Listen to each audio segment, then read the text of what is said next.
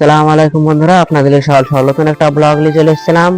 আজ ছিল সরপঞ্চের সাইডের ঢালাই। এদিকে আমাদের সরপঞ্চের সাইডে শুধু সাইড গুলা মারা হয়েছিল, উপরকার আজ ছিল ঢালাই হতো। তাই ওরা সব চলে এসে মেশিন ফেশিন সব ফিট করছিল। আর আমাদের জিনাটা হয়ে গেলে আমাদের ঢালাই শুরু হয়ে যাবে। আর সিমেন্টও এখনো আসেনি, সিমেন্টও 120 বস্তা অর্ডার দিয়েছিল, এখনো আসেনি। তাই আমাদের সব লেবার ফেবার এগুলো সব বসেছিল, আর সিমেন্ট ফিমেন্ট সব চলে এসে এর সব ঢালাই করতে লেগে গিয়েছিল। আর এখানে আমাদের মেশিন করে লিফটের মতন হয়ে উপর পর্যন্ত মশলা লিজেছে। দেখেন কিভাবে লিজেছে, দেখেন উপর পর্যন্ত আছে, দুতলা পর্যন্ত।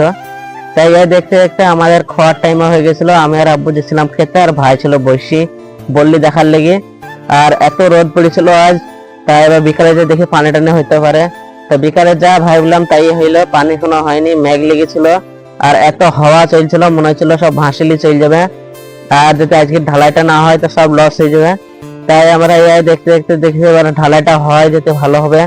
তাই দেখেন আমাদের মেঘলার আবহাওয়াটা দেখেন, স্রেফ স্রেফ শুধু দেখেন। আর আপনারা লাইক কমেন্ট সাবস্ক্রাইব করে যাবেন এরকম ভিডিও দেখার লাগি। আর এদিকে আমাদের সব আলাদা রকমের সব হয়ে গেছিল আমাদের। তাই এরা সব গোছাইতে লেগেছিল, এবার গুছিয়ে এরা আবার চলে যাবে বাড়ি।